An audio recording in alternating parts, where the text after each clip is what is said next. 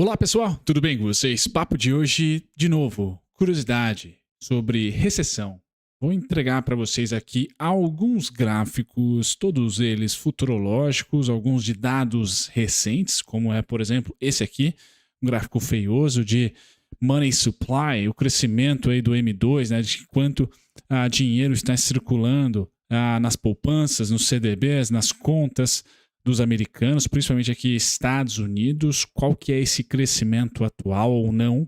Como vocês podem ver, não estamos com crescimento na poupança norte-americana, então se vocês olharem para dados, por exemplo, de consumo via crédito, de cartão de crédito, um aumento galopar, o que isso pode gerar, qual que é o dinheiro hoje no mercado americano, crédito também, mas principalmente o dinheiro ali que os americanos, pessoas físicas principalmente, tem disponível para gastar, como é que está esse crescimento. Então a gente começa com esse gráfico, a gente vai para o gráfico de impressão de grana, de dinheiro disponível para os americanos, mas não só impressão, mas o disponível para os americanos, o M2, a evolução do mesmo e quanto ele caiu de janeiro de 2022 para cá. Então janeiro de 2022 mostrou um pico nesse oferta de dinheiro, vamos dizer assim, em circulação, que a gente não via desde 2008 para 2009, e a gente nem pode falar isso, né? Porque a linha é crescente nesse momento pós-pandemia,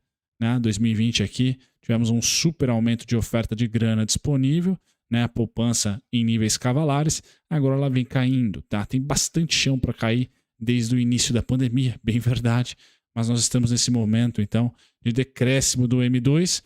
No Brasil, muito pelo contrário, PEX para lá, PEX para cá, de 2020 para frente, a gente só aumentou, tá? A impressão de grana, então o dinheiro disponível aí está nas alturas, tá? Já vinha, assim como todos os outros bancos centrais, como todas as outras economias, sempre por crédito, o crescimento, não Keynes, Futebol Clube aqui, né? Sempre o crédito sendo o principal driver de crescimento econômico, pessoal. Então esse dinheiro sempre ia aumentando, tá? Por isso que a inflação é algo de todas as moedas fiduciárias aí, né? Um problema normal, porque a oferta sempre aumenta e não necessariamente a produtividade ou o crescimento econômico está nesse mesmo vértice de crescimento. Muito pelo contrário, crescimento até no Brasil, nesse caso, teve aqui em 2016 uma recessão. Tá? Então, essa discrepância e uma oferta crescente de dinheiro. No Brasil, continuamos ainda em novas máximas. PEC da transição foi a última que aumentou esse M2. Tá? E eu vou trazer o México. Trazer o México também, que nesse momento está numa quedinha fraca aqui, mas também um crescimento muito forte. E terminamos o vídeo falando sobre inflações, tá? E taxas de juros, comparando esses três países. Bom, pessoal, gostou? Passo para o disclaimer aqui e deixo aquele principal aviso para vocês aqui, né? Quem é chegado no canal, gostou das pautas aqui que eu comentei para vocês, dá uma pausada, considere se inscrever, porque aqui no Clube dos Dividendos eu falo sobre ações, falo também sobre curiosidades e às vezes pinga ali um fundo imobiliário, um ETF, um índice dólar e o índice futuro Ibovespa também. Tá? Então tem vídeo todos os dias, cerca de 2 a 3 vídeos. Considere se inscrever e lá no final desse vídeo aqui, deixe seu like ou dislike e um comentário, qual é a próximo ativo ou o próximo assunto para eu tratar aqui no canal. Bom, agora sim, pessoal, o papo é esse gráfico que infelizmente eu tenho aqui a Research que o criou, tá? Que é essa Reventure Consulting aqui, tá? Perdão, Consulting. E ela pega a fonte aqui do Fed, tá? Do Fed dos Estados Unidos aqui e também do censo deles por lá, tá? Então temos aqui a fonte toda já programada. Quer dizer, quer mostrar esse gráfico, pessoal, ele é muito importante, me perdoem, a nitidez fraquíssima, né? Eu vou tentar circular e dar zoom e voltar no zoom, tá?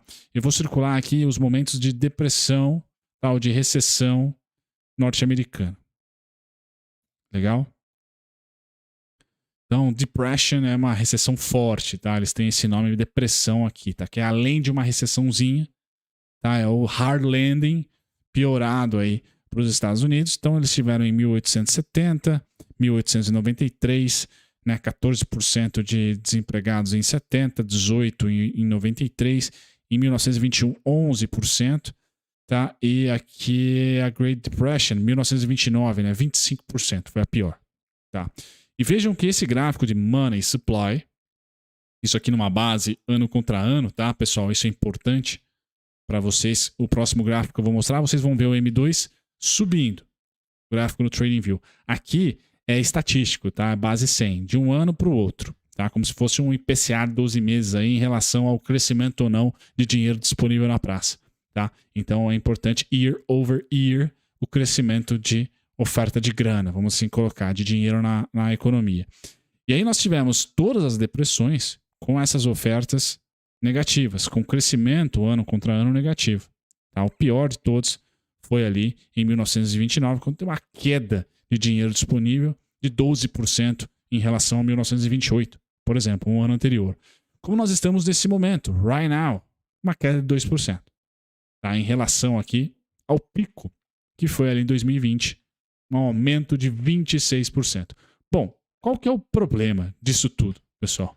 O problema é que quando nós tivemos grandes spikes de oferta de grana, spikes na economia americana, a gente pode pôr uma média aqui, meio burra, meio no bater do olho, de 10%. Quando a economia americana ofereceu, estava ali via governo, né?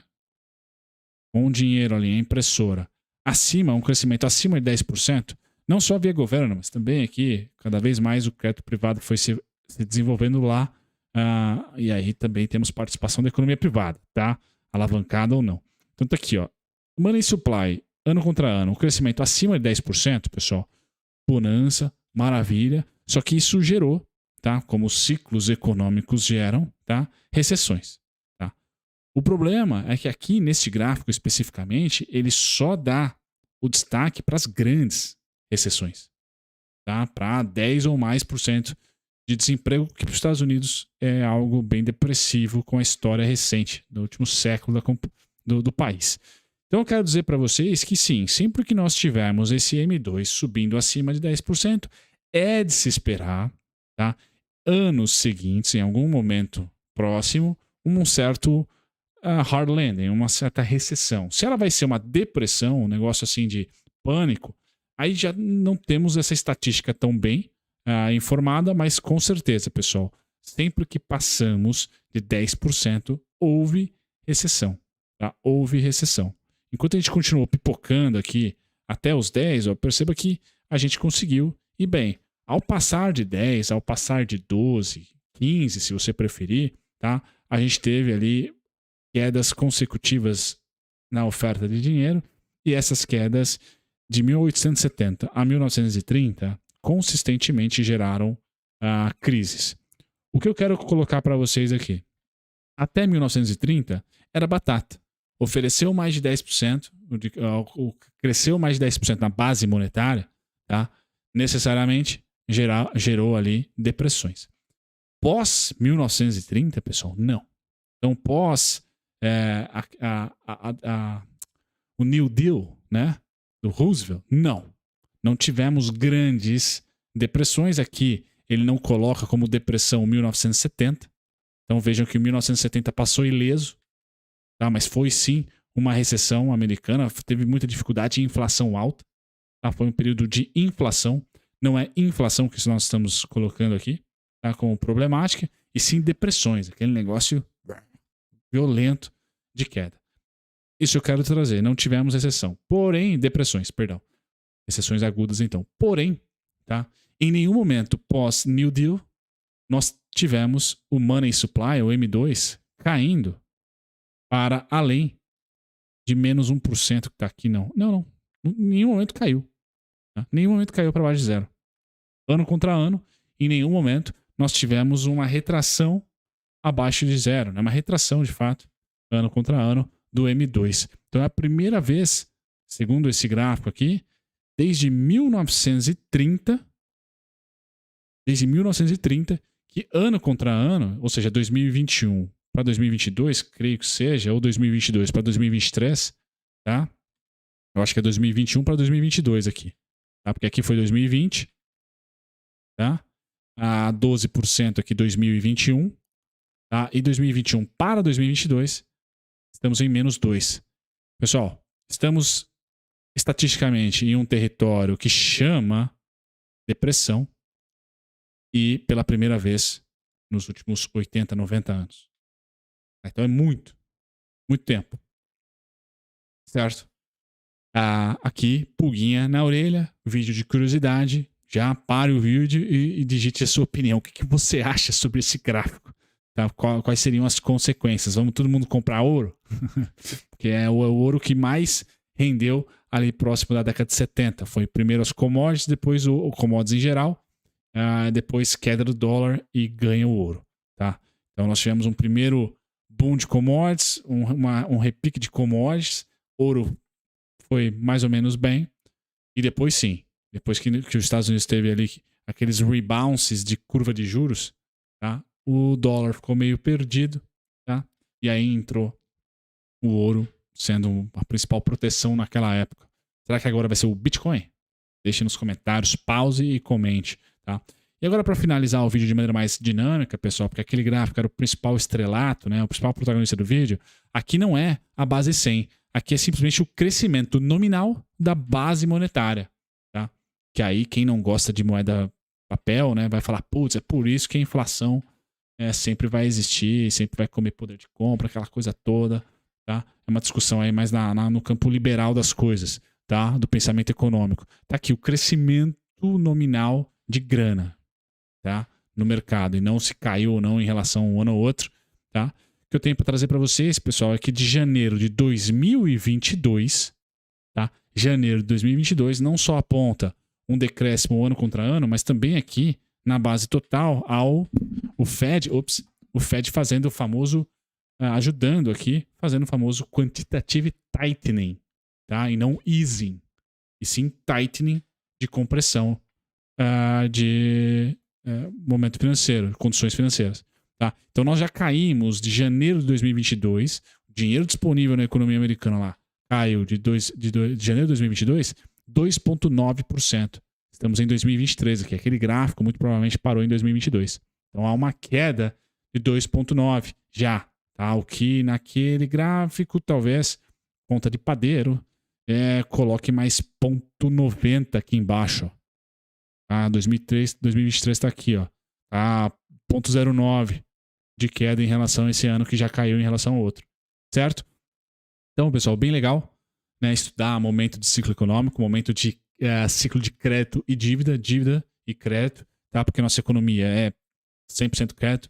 Brasil diferentão, né? Assim como todos os emergentes, ligou com todos não, né? O Brasil tem sido mais expansionista por causa das PECs, pessoal. Então, desde a PEC dos precatórios, é bumba meu boi para cima no M2, tá? O México, esse é o Brasil, então o M2 nosso voando, tá? O M2 mexicano voando, embora em 2023 um breve sinal aqui de queda, tá? Então vamos olhar para a economia mexicana aqui, será que eles vão ser conservadores em fechar a torneira aqui? Tá? O Brasil, me parece que a próxima PEC, pessoal, não vai ser expansionista, ela vai ser uma PEC reformista, que vai ser a PEC da reforma tributária, tá? Então, assim, acho que o Brasil fechou a torneira de PECs expansionistas. Deixe nos comentários, pause o vídeo agora de novo e veja se temos aí algum tipo de burburinho em relação a PECs, tá? Foram 3 nos últimos tempos, 2 do governo Bolsonaro e uma do governo Lula, porque foi transição ali, tá? Então, assim, é meio que direita e esquerda, todo mundo com PEC expansionista para tudo que é lado, tá? Agora, pessoal, um gráfico, não deixa de ser um gráfico macro, né? Feioso para vocês, mas eu quero colocar o seguinte, como é que estão as inflações? Inflações acumuladas, tá? 12 meses.